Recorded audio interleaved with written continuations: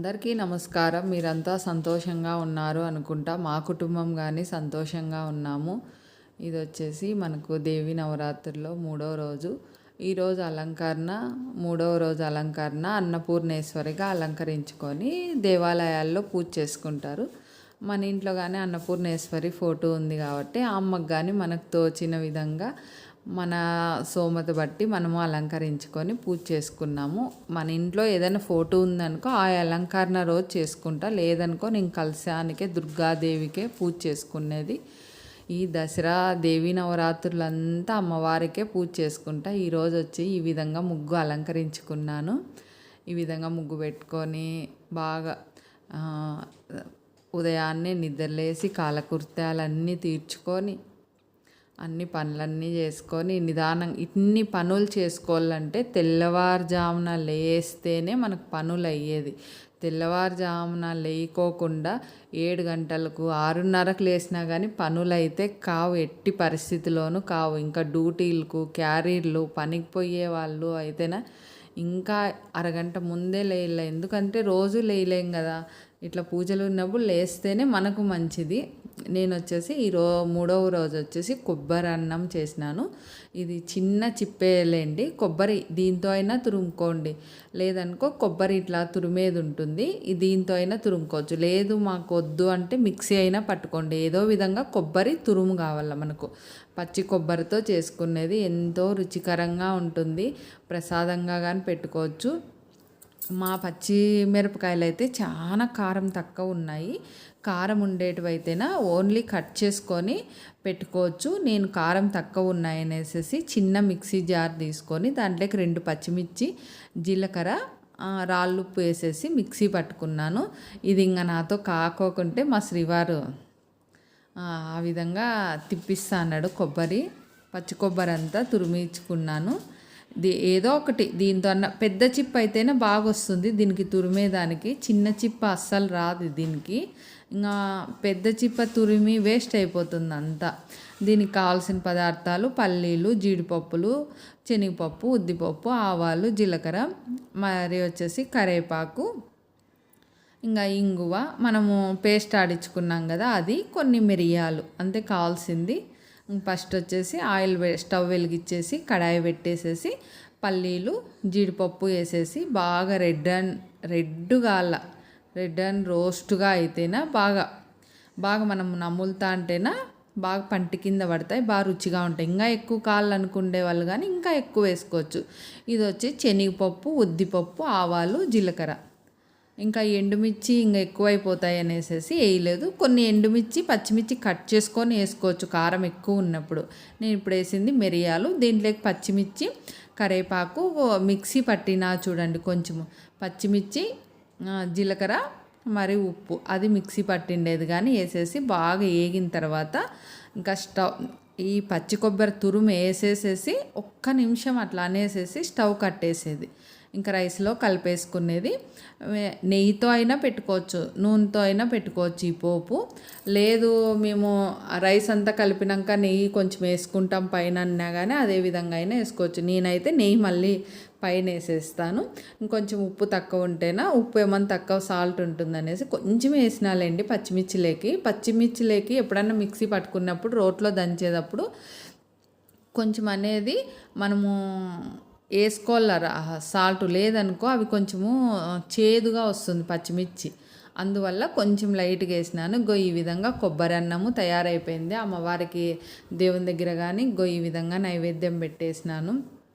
కామాక్షి దీపము ఇట్లా పర్వదినాల్లో మటుకు ప్రతిరోజు వెలిగించుకుంటా.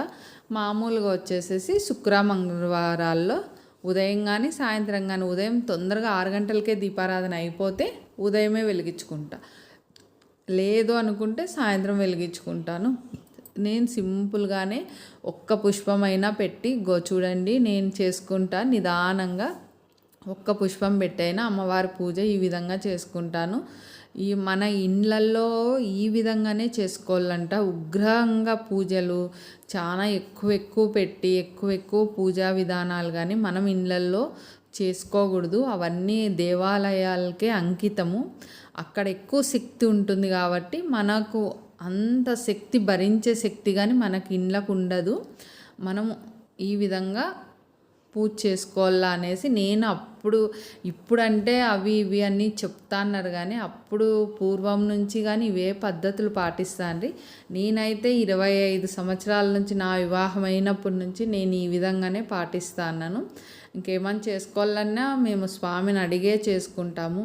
వాళ్ళు చెప్పినారు వీళ్ళు చెప్పినారు అనేసి అయితే నేను చేసుకోను.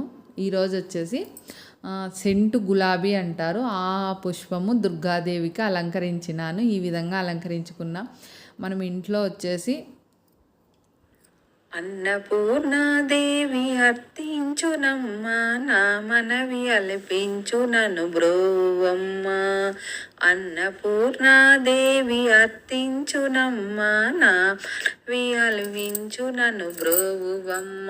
విశ్వేశనాథుడే విచ్చేసునంట, నా ఇంటి ముంగిట నిలుచుండునంట. అన్నపూర్ణాదేవి అర్థించునమ్మ, నా మనవి అల్పించునను బ్రోవువమ్మ. నా తనవు తల్లి నీ సేవ కొరకే అర్థించునోయమ్మ, పై జన్మ వరకే.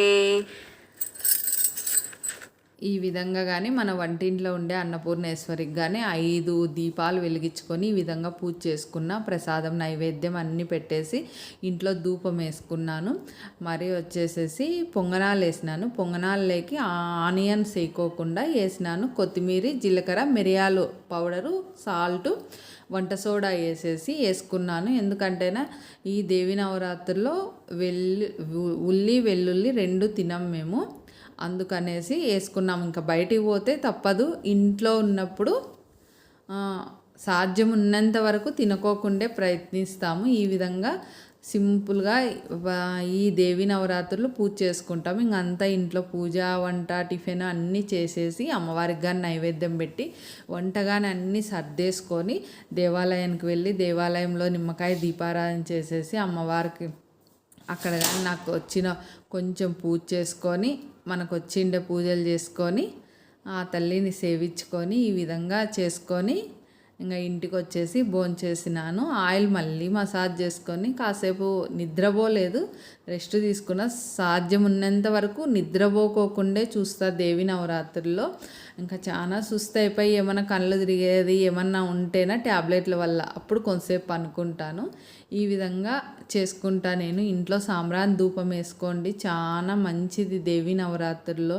అసలు పూజ అంతా అయిపోయాక సాంబ్రాణి ధూపం వేసుకుంటే ఇంట్లో చాలా మంచి జరుగుతుంది. రోజు వేయలేకున్నా 2 రోజులకు ఒకసారన్నా వేసుకోండి. కొంచెం ఓపిక తెచ్చుకొని చేసుకున్నామంటే నా కుటుంబం అంతా ఆ తల్లి దయతో చల్లగా ఉంటాము. నాకు తెలిసిన విషయాలన్నీ చెప్తాము. సకల చరాచరులకు ఆ తల్లి అన్నపూర్ణేశ్వరి లేనిది మనకి ఏదే కానీ లేదు కదా. ఎవరికైనా కానీ అన్నపూర్ణేశ్వరి ఉంటేనే జంతువులైనా మనమైనా ఆ తల్లి దయతోనే కదా అందరము ఉంటాండేది. మనము తిండి తింటేనే ఏ పనైనా, పూజ అయినా, దైవమైనా, మనము ఒకరితో మాట్లాడాలన్నా, ఒకరితో గొడవ పడాలన్నా కానీ మనకు తిండి తింటేనే కదా.